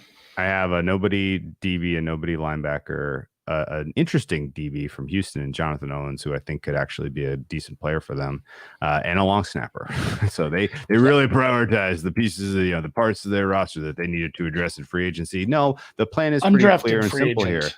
Oh, okay. So yeah, the plan was pretty clear and simple here. Like youth. We are trying to improve this team by investing in young players. We are going to draft and develop, and that is our strategy for succeeding in today's NFL.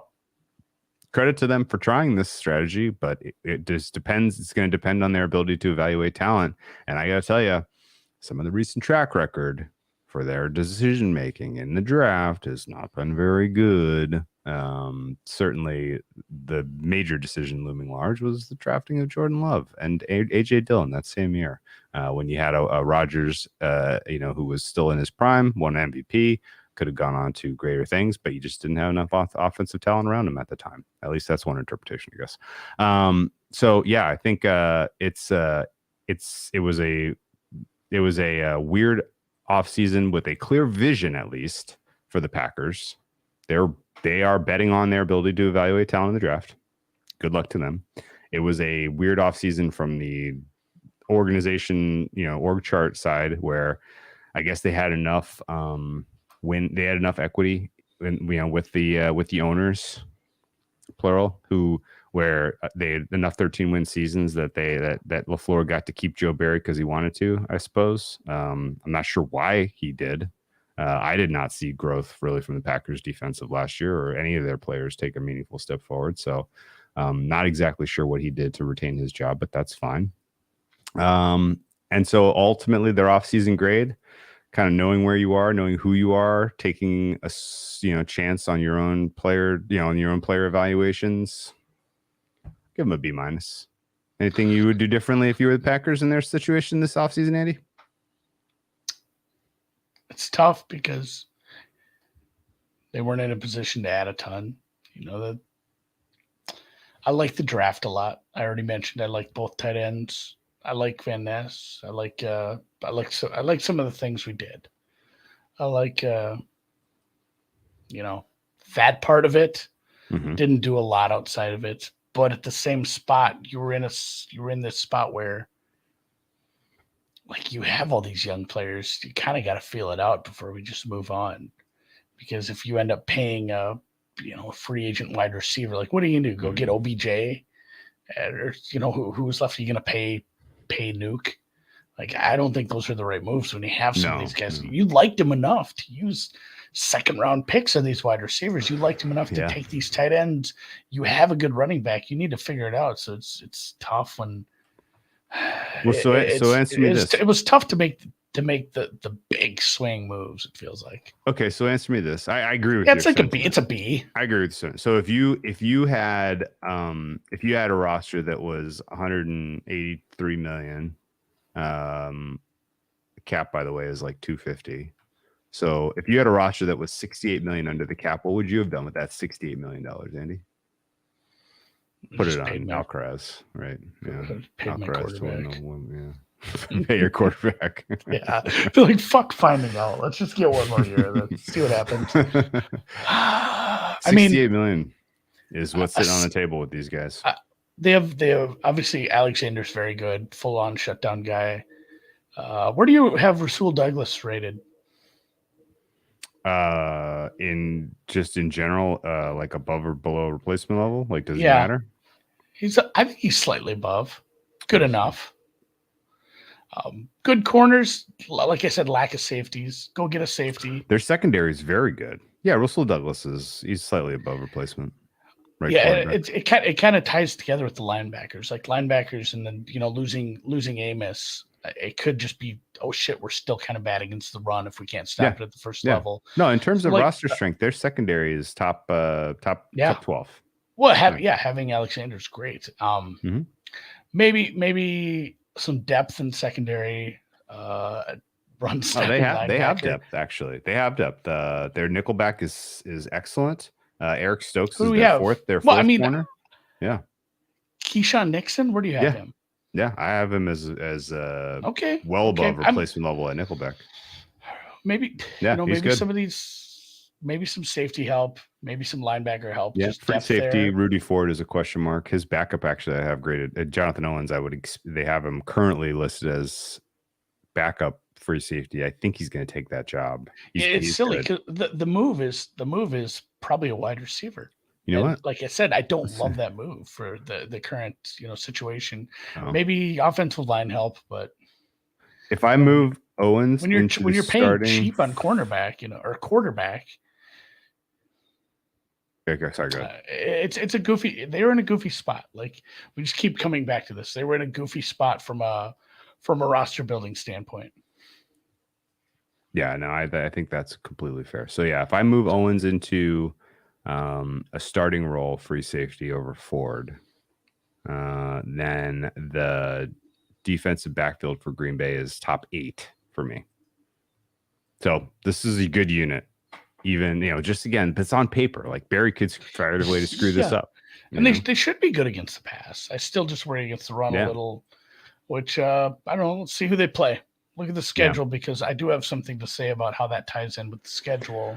Okay, so you're gonna give him a B. I'm gonna give him a B minus. But but you know what? The answer, you're right though. Like, this has to be a transition year for you, where you're looking at it as upside only based on your player evaluations. It has to be. You can't spend that money. You can't spend that money. Yeah, and I guess here's one thing one other thing I'll say about the roster. Okay, and this is kind of important. We gave a pretty extended criticism of Chicago for really not giving their quarterback a ton of time to, or not giving him the opportunity to potentially develop as a passer, because the interior offensive line is a huge, huge, huge weakness for the Bears. Interior offensive line for the Packers is a huge strength. That unit, I have currently power rated the top 5 interior offensive line. Their offensive line overall, I have top 7. Where do you have Myers as far as centers? He's got to be near that or near the top. Great. Outstanding grade on Myers. Outstanding grade on Jenkins. Good grade on Runyon. Bakhtiari, assuming he plays, I have a good grade on him, but he's kind of a huge question about availability. Zach Tom is the lowest graded of their projected starters at right tackle, but his replacement, Yosh Nijman, I have a better grade than Zach Tom. So I don't know what's going on there with the current depth chart, but they've got depth. They've got really good players in the interior offensive line, which means like they should be able to run whatever they want and really test Love to see if he can execute it. Right? Like, they actually do have the right concept for an offense with upside. Right? Like, this is the right concept for, we're going to build an offense that only has upside. Yep. Right?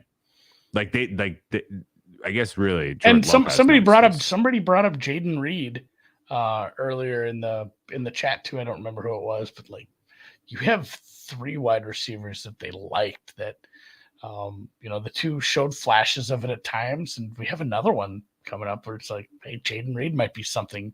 The good news out of camp. That's the only kind of news we get unless somebody's injured, but I don't know. They seem to like him up there as well. So it could be a fun offense. It's fun. And popping over to the schedule too, like I said, when we look at this defense, as Drew pointed out, and as much as I dogged on the safeties, a lot of that is run grade. Like as a whole, like he points out that with Alexander, with Rasul Douglas, and just as a whole, it's a good coverage unit. And I mean, just start looking at these quarterbacks you're going to play. So you got Fields, you got Atlanta. Ritter. I guess yeah. it's going to be Ritter. It's too early to not be Ritter. It feels. Carr, Goff. Goff. You got Carr Goff. I put him, Brian Hoyer. top half, but not great. But Vegas is maybe Garoppolo. We have. You think he's going to make it to week 5? Maybe we got. Garoppolo's going to get hurt in week 3 against the Steelers. Let's just say Russell Wilson is good again. I'll give them the benefit of the doubt to work against my argument here. Kirk Cousins is a good quarterback. The Rams will find out who's starting at that point in the season. Obviously, with Kupp back, that could be a tough offense.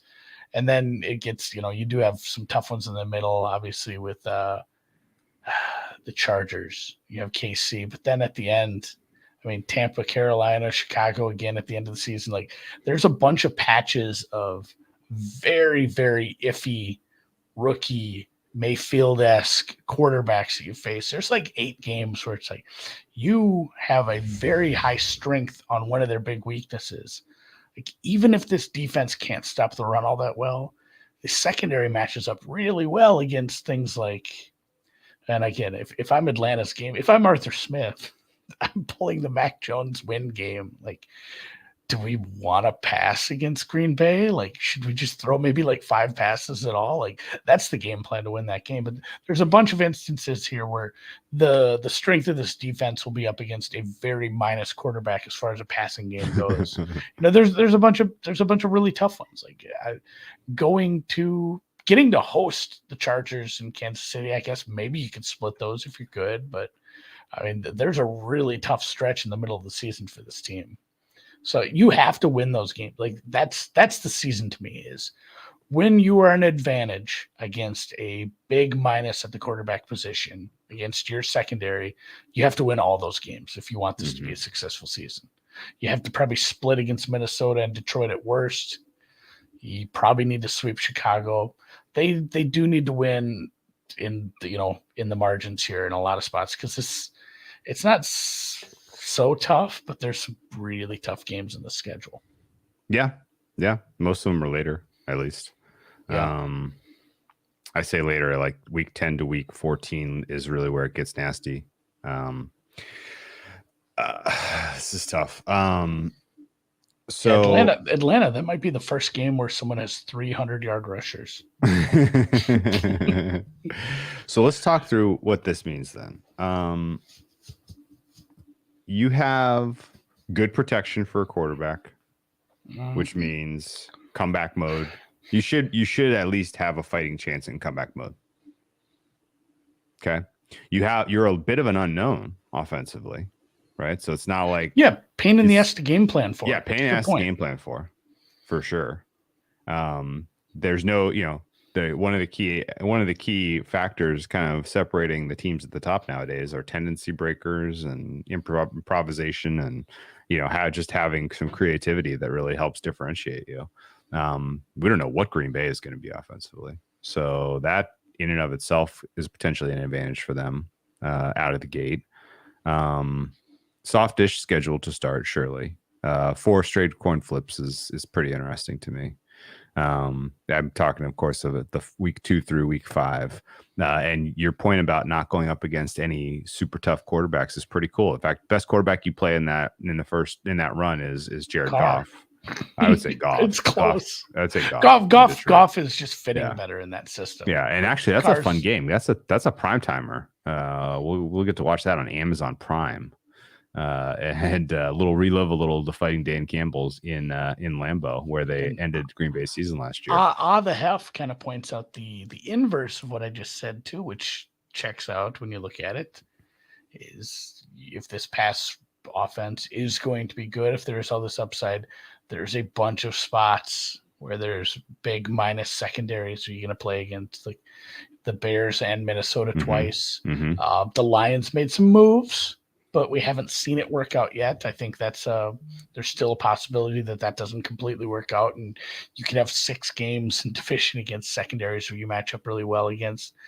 I know where we're at on some of these other teams. Atlanta made some moves too. It's kind of the same as that looks like a stinker. That looks like if you come out and you it's kick early ass on week though. I know, but if you come out and you kick ass week 1 against Chicago, and people are like, "Oh, the Buzzy Packers! Let's see what they did. They just won as dogs on the road." Like you could get a nice little reaction-y spot there where Atlanta's this clear side week 2, because that's a matchup problem for Green Bay. I think the litmus test for me is going to be week Atlanta 3. Still will run the ball quite a bit. Yeah, of course. The litmus test is week 3. If Green Bay hosts a home opener, if they can't beat New Orleans in that litmus test, then this team is sub 500 this season. I think that's really the one that I would have circled. Detroit's obviously a big time game for them. Vegas, they should absolutely beat on the road in week 5.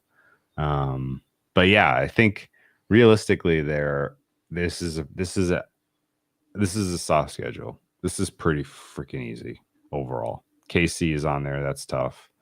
Denver defense is tough, but there's really not a lot of other stuff on here that really spooks you.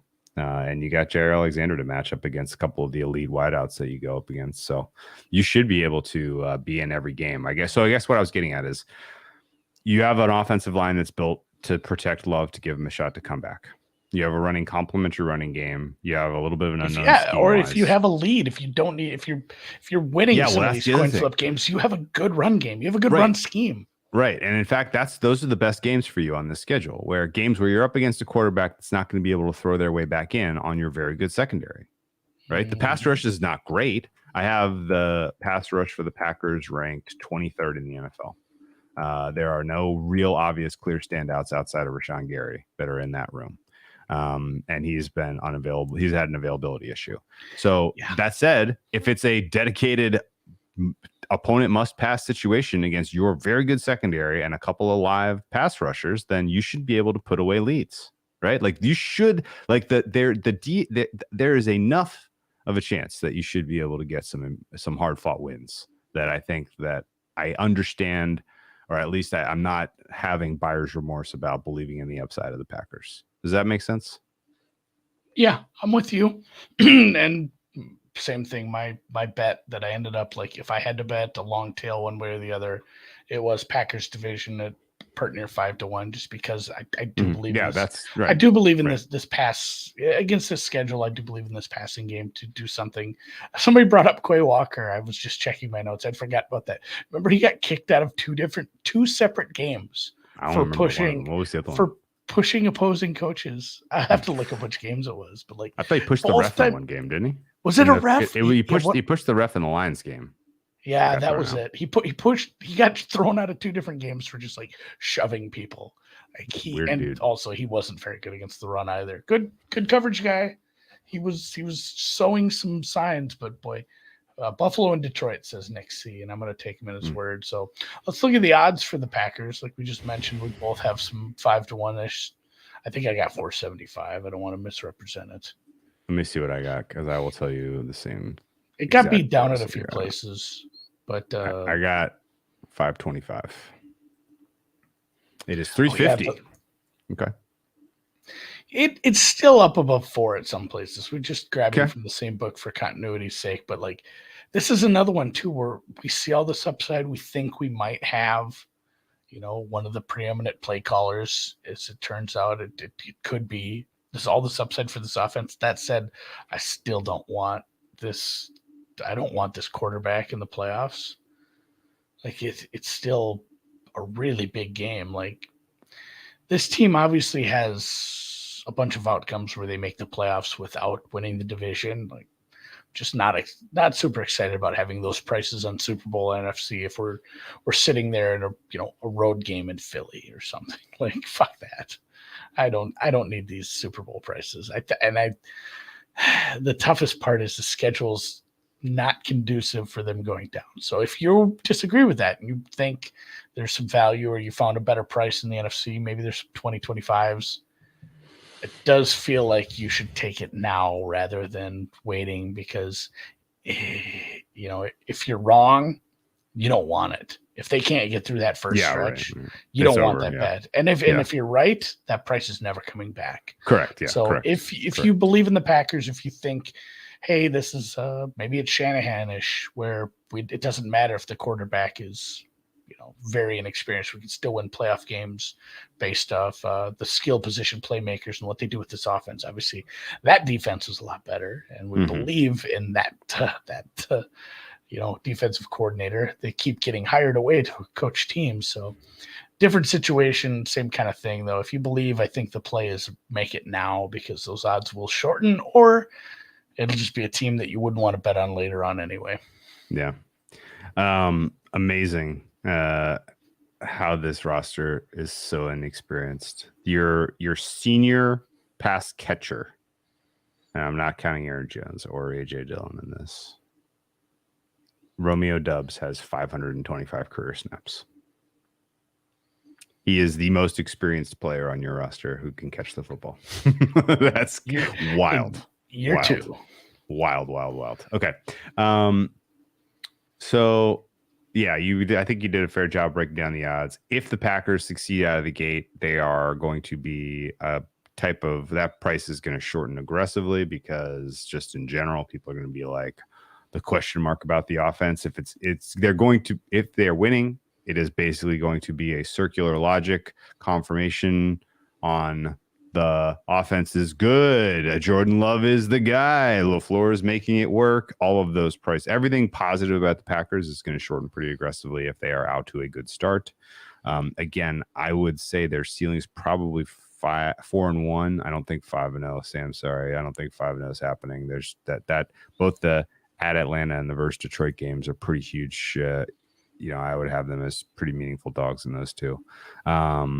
But I like them at Chicago week 1. I litmus test again, Green Bay versus New Orleans. Those two teams are power rated so closely in my numbers. Like, I don't really know one way or the other who's good or bad between those two. And then I like them against Vegas. So they should be like, we're looking, I think kind of bad luck is 2-3 at the early bye. And I think good is 4-1, and most likely is probably 3-2.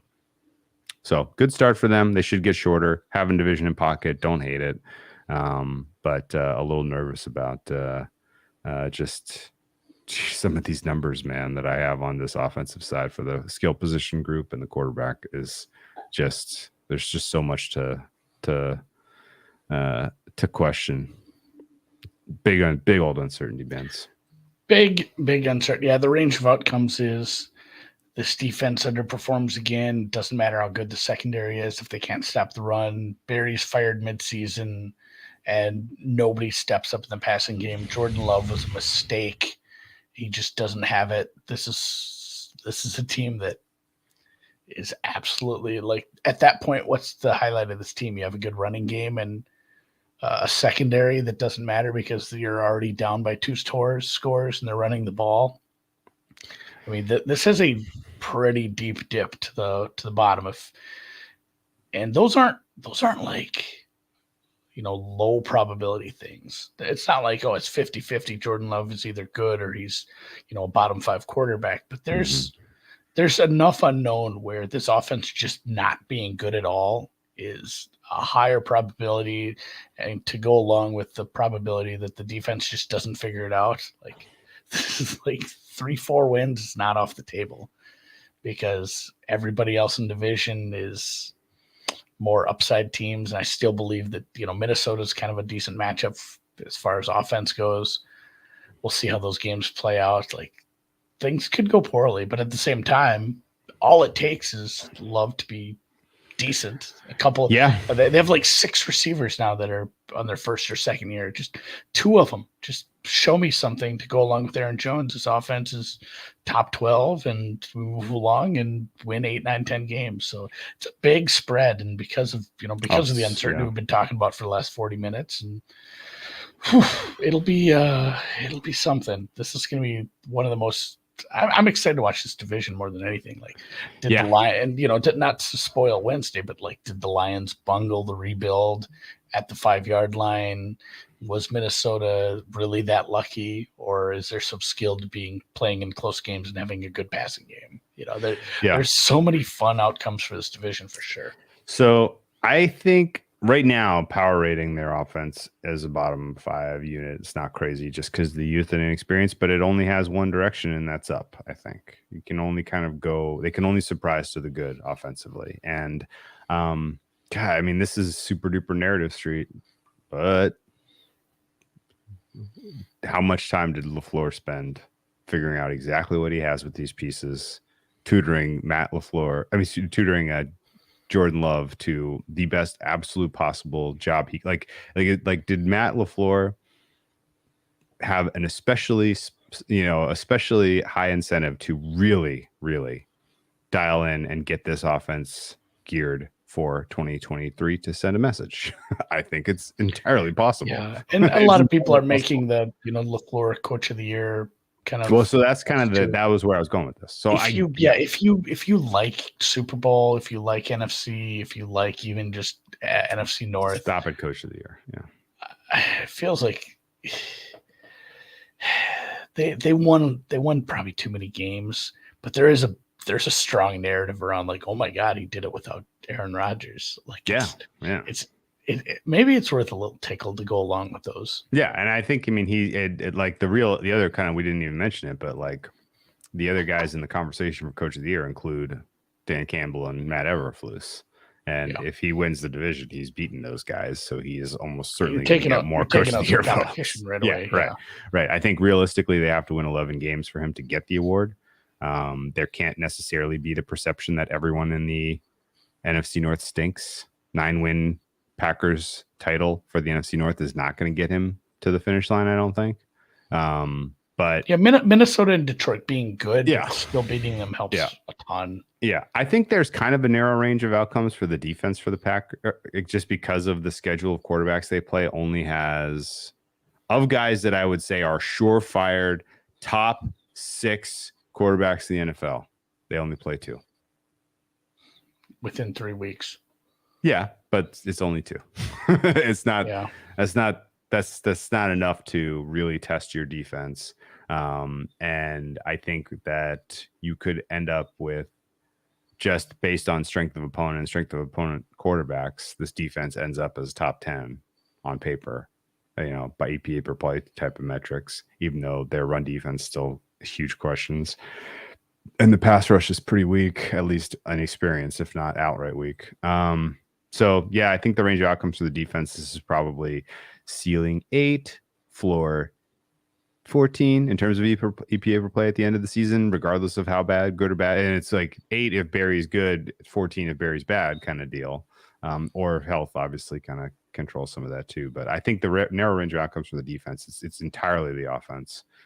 If this is a middle of the pack offense with this schedule, they're going to win 10 games, maybe 11. And I think have a decent shot at Coach of the Year for Matt LaFleur, and have a decent shot at getting their absolute clock cleaned by the loser of the Eagles Cowboys in the NFC East, who is probably going to be the 5 seed. Yeah. And then, you run back, like AJ Donaldson's pointing out in the chat, run back Barry again. So yeah, the betting plan, like we went over the betting plan a little with the odds. We said, like, if you like them on the high end bets, like Super Bowl, NFC, even division, make it now, because it is a soft start. Those odds will depress. If you like Coach of the Year, probably similar. And if you like Coach of the Year, you probably have to be a little bearish on Detroit and the Bears, I guess, at that point. Kevin O'Connell probably deserves more discussion than anybody of the 4, but he won too many games last year. Like, he just, you won the division. Like, he's not going to be able to show the improvement to win anything, even if this offense goes back and runs it out. He was the easiest cross off. Actually, there was a couple other ones who were easy. He was one of the easiest to cross off. Kevin O'Connell probably has to win 16 games to win Coach of the Year. And that it might be, the over-under might be like 16 and a half. Like, he has to have just a crazy play calling season as well, because they just overperformed. People aren't going to forget. Well, they won last year. There's a playoff team. Like, he didn't do anything to improve this. He has the offensive player of the year. Like, we're not impressed, guys. So it's fun. It is out there for LaFleur to win this. The narrative, especially, I think, and this is silly to say, but Rodgers playing well helps that. Like it was like Rodgers still has it, and he's doing it without Rodgers. Oh, Like, sure. It's such a dumb add to that. No, But that I think independently, if Rodgers stinks, it's going to be like, oh, maybe it was LaFleur who was kind of revitalized his career. yeah, maybe Oh, it yeah. helps either way. Like you don't want a middling Rodgers. You want No, him to be really, terrible. realistically, if the Green Bay Packers offense is top half of the league, if Jordan Love is a quarterback that people are like excited to build around, then he's gonna get a lion's share of the credit for that. And he'll deserve it, honestly, because like he's gonna be doing it with a bunch of kids, and there's gonna be inconsistency really with this offense. Is kind of my kids real at a time.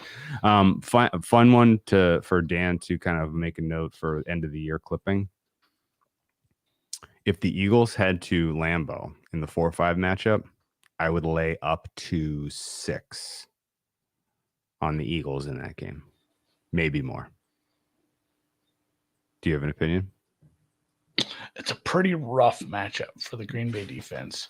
And unless we get to that game and the linebackers, Quay Walker is like, we're talking about him week in or week out, how he's improved as a pass defender, and the pass rush has gotten good and it's healthy. Van Ness is contributing. Like unless the defense is past your prediction of 8 and it's like a top 5 defense, yeah, it's kind of a rough matchup for them. Yeah. I mean, it's a rough match. It's a great team. It's not a good matchup for anyone. Not ideal. Okay. Well, let's go Pack Go in the NFC North. Get that 4 seed. Do you remember that was maybe our biggest argument we've ever had? Not the most mad anyone's ever been on the podcast. Obviously happened during the playoffs a couple of years back. But the biggest argument we've probably ever had, the most we've ever disagreed with, oh, how many notes are in the Go Pack Go thing? You got it that right. I thought it was 5 and it was 6. Is that right? I don't remember. I thought it was 4. We spent like 2 minutes doing the No, it's 4. No, and you were going Well, I think mine is better. Maybe that's why I remember. No, and that's what I don't disagree. Better, I like how yours is a little more. Yeah, you want a little more pop. You want a little more funk. Yeah, exactly. You got to get that. You got to get that. Everybody on the horns moves but doesn't blow on the gap. On the second one, it's a rest. Yeah, it's a rest. Yeah, exactly. I got a story for that off afterwards. I will say too, and I know some people had some prices, including you, so it was hard to do it publicly. People know that like I've given up my Vikings fandom. Mm-hmm. I just betting too many games to like cheer for a team anymore. Mm-hmm. It's the team that you hate the most as a fan. That's harder to give up. And I think maybe part of it too was because Rodgers is so difficult to like. But like down that stretch when they won those 5 games in a row, I'd hated to do it out loud because you had a nice price, but I wanted nothing more than them to lose every week. Like to the point where I had to avoid betting those games because I'm like, my head's not right on this one. Do you not remember how I set all that up? You had it perfectly set up, and the setup was literally, this is going to make the playoffs miserable if the Packers are winning, so I have to have some skin in it. You bet it. It was literally like, I'm going to hate every second of this, so I better get like 50-1 out of it or something. Like it was that was you bet it as like a happiness hedge because you're going to be pissed if they made the playoff. And I couldn't even do that. I hated them so much. And then they rattle off 5 games in a row, and I'm like, this is miserable for me because I don't even have to bet. So I felt bad for Dan Campbell wager. saved it all. Dan Campbell saved it all.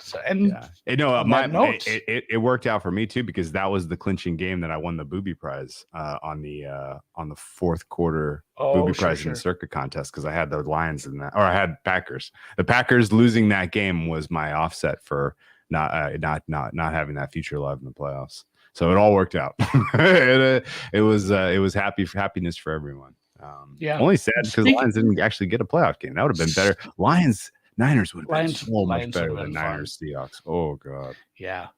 And speaking of Dan Campbell, the Lions, will be talking about them on Wednesday. They'll be our final team We're going to, because of the odds, we'll start with the Minnesota Vikings, as Lee Bruce is bringing up. Yeah, they're miraculous. Like, we are going to spend a little time in the 2022 season because there's some absolute stupid shit that happened to the Minnesota Vikings.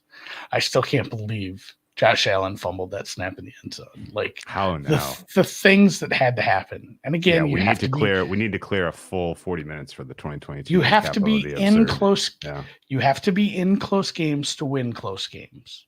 This is true, but the amount of things that went right, including coming back against the Colts, which I almost turned that game. Like, again, not as a Vikings fan. Standalone Saturday game. As watching a standalone game, it's like, should I go work outside? Should I go do something else? This game is horrible.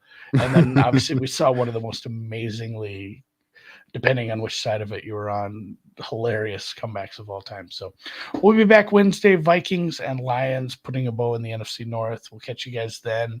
If you could do a thumbs up on the YouTube, that would be spectacular. Again, check out our partner Sporttrade if you're in New Jersey or in the Rocky Mountain state of Colorado. See you guys. Try